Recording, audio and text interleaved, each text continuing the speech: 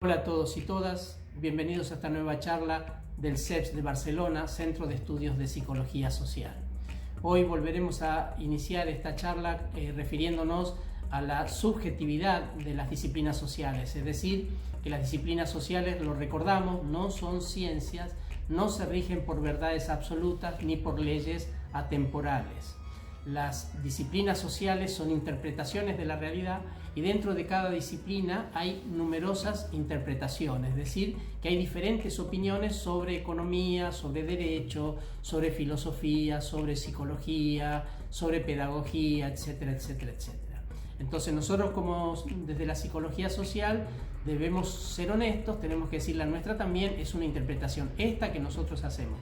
Habrá otros psicólogos y psicólogas sociales que harán otras interpretaciones en diferentes lugares del mundo e inclusive dentro de un mismo país. Nosotros tenemos que siempre decir que es una interpretación que algunos podrán estar de acuerdo y otros no. Nosotros vamos a referirnos hoy a toda la parte de lo que es la superestructura socioeconómica, ese Estado, esas instituciones, esos ministerios, los medios de comunicación y cómo estos impactan en la estructura psíquica de las personas. ¿Impactan en qué manera? Enviándole una información que a veces confunde, que a veces altera, que a veces genera en las personas diferentes estados emocionales, como la rabia, la ira, la desconfianza o la inseguridad, el miedo, etcétera, etcétera. Esos tipos de informaciones o esos medios de comunicación que están permanentemente bombardeándonos con noticias, algunas de ellas verdaderas, otras falsas, verdaderas en el sentido de que, bueno, si alguien dice que chocó un camión en la esquina, es una noticia verdadera. Ahora, si dice que la culpa la tuvo el del camión o el del auto, ya es una noticia subjetiva, porque muchas veces es una cuestión de interpretación. En el desarrollo de los estados, de las sociedades, los ministerios y las políticas que ejercen los ministerios tienen muchísima influencia en lo que le pasa a la vida a la gente. El principal y todo, como siempre, es el económico, porque lo económico rige la vida de la gente. Los seres humanos somos seres de necesidades afectivas y materiales. Las materiales tienen que ver con la comida, con el alimento, tienen que ver con la vivienda, etcétera, y tienen que ver con lo económico. Es decir, si yo tengo una capacidad económica, tengo mejores posibilidades de resolver materialmente mi vida que otros que no tienen ingresos económicos. Entonces, desde las instituciones, desde el Estado, desde el Ministerio de Economía, cuando se implementan determinadas medidas socioeconómicas que afectan a la mayoría, que vuelvo a repetir, son medidas subjetivas. Viene el ministro de Economía y dice, bueno, yo voy a implementar ahora esta medida, que voy a devaluar la moneda, o que voy a hacer esto, voy a hacer lo otro, y esas medidas impactan en la vida de la gente, generándole un montón de sufrimiento mental, un montón de conflictos, de problemas que se originan a partir de las medidas socioeconómicas. Cuando nosotros tenemos un país donde el gobierno y sus instituciones, principalmente el Ministerio de Economía, desarrollan políticas para favorecer y para distribuir la riqueza de manera equitativa, de manera tal que todo el mundo tiene lo que necesita para vivir, eso baja los niveles de angustia, los niveles de ansiedad, los niveles de agresividad, los niveles de depresión, etcétera, etcétera, y mejora la calidad de vida de la gente y por lo tanto la salud mental de la gente.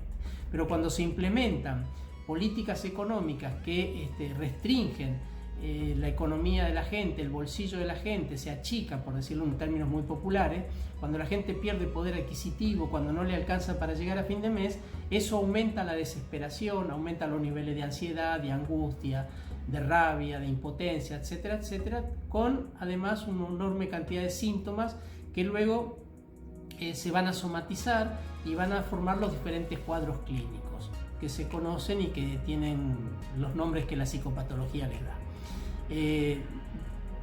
¿Tiene importancia la economía? Claro que tiene importancia. Esto que decíamos en las charlas anteriores, ¿cómo alguien puede decir que la economía no tiene importancia o no juega ningún rol en la salud mental de las personas? La economía es un elemento determinante en la vida de las personas. Hoy tenemos elevados índices de criminalidad, de delincuencia, de adicciones, de violencia, que no teníamos en periodos en que hubo estabilidad económica, hubo crecimiento económico y hubo posibilidades de que los sectores populares, la clase trabajadora, los sectores más vulnerables, tuviesen acceso a una economía, a un salario que les permitía vivir dignamente, comer, inclusive proyectarse en cuanto a enviar sus hijos a la universidad, en cuanto a hacer casas y poder tener una vejez tranquila. En la situación que vivimos hoy, de los últimos 30 o 40 años, se ha deteriorado el poder adquisitivo de la gente no llega a fin de mes, la gente no sabe qué va a hacer cuando sea vieja, la gente ni siquiera sabe qué va a pasar la semana que viene o el mes que viene, si va a tener trabajo o si la empresa en la que trabaja va a cerrar sus puertas o no. Es decir, todo esto está generando enormes cantidades de sufrimiento mental, aumento de las depresiones, aumento de las paranoias, aumento de las adicciones, aumento de la violencia familiar, la violencia social, la violencia de género, la violencia infantil, etcétera, etcétera, etcétera. Nosotros desde la psicología social analizamos todo esto porque todo esto tiene un impacto en la respuesta adaptativa que tiene que dar la persona, es decir, en qué hace la persona con todo ese desborde de situaciones que lo atraviesan y que le generan una enorme cantidad de sufrimiento cotidiano. Otro tema que nosotros vemos y analizamos siempre es la educación.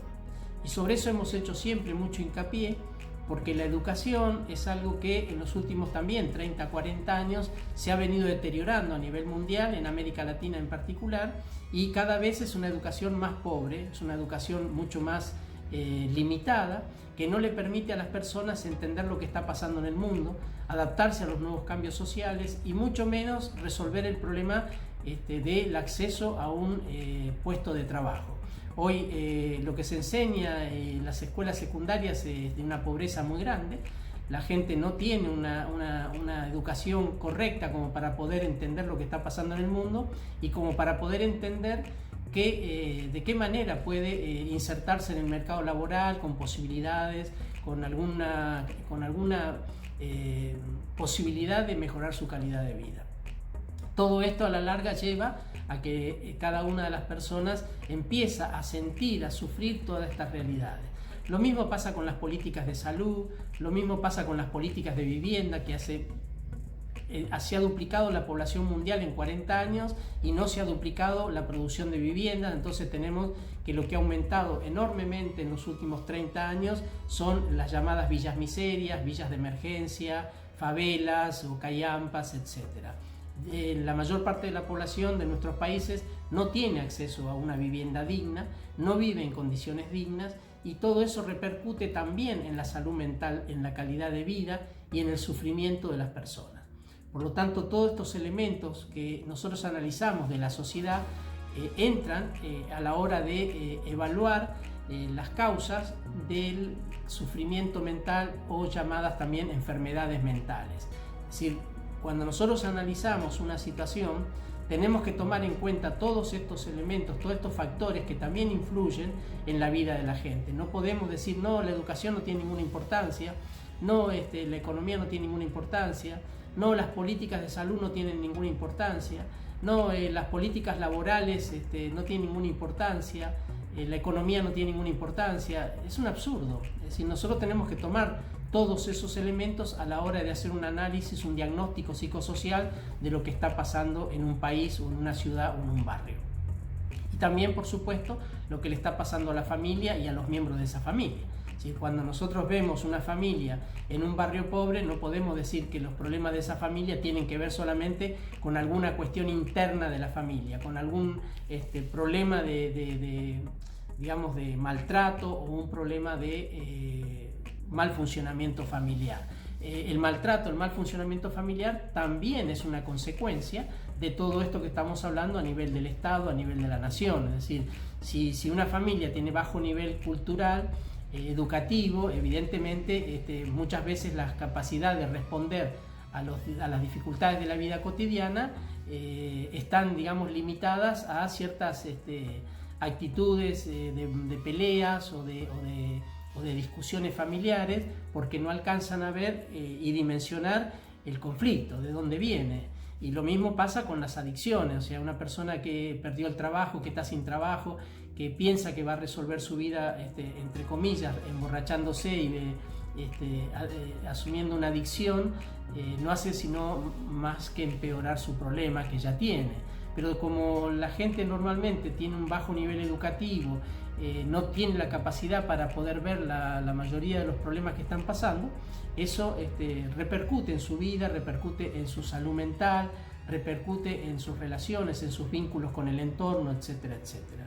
Así que nosotros desde aquí volvemos a repetir, la psicología social cuando hace un diagnóstico psicosocial de una situación, tiene que hacerlo evaluando todos esos factores que también intervienen en el desarrollo de la salud social y de la salud individual de las personas. Nosotros tenemos que trabajar y tomar en cuenta todos los elementos. No podemos dejar librado al azar el diagnóstico fuera de todos estos factores que están interviniendo en la causación de un trastorno mental o de una situación de violencia familiar o de adicciones o de conflictos sociales. Bueno, esta es una nueva charla y seguimos la semana que viene con una nueva interpretación de esta vida cotidiana. Como vuelvo a decir siempre, son interpretaciones. Esperamos que poco a poco podamos ir de alguna manera acercando los conceptos fundamentales de la psicología social, que son estos. Pichon Rivière llamaba a la psicología social la psicología de la vida cotidiana. Nos vemos la semana que viene. Muchas gracias por esta nueva presentación del CEP de Barcelona. Gracias.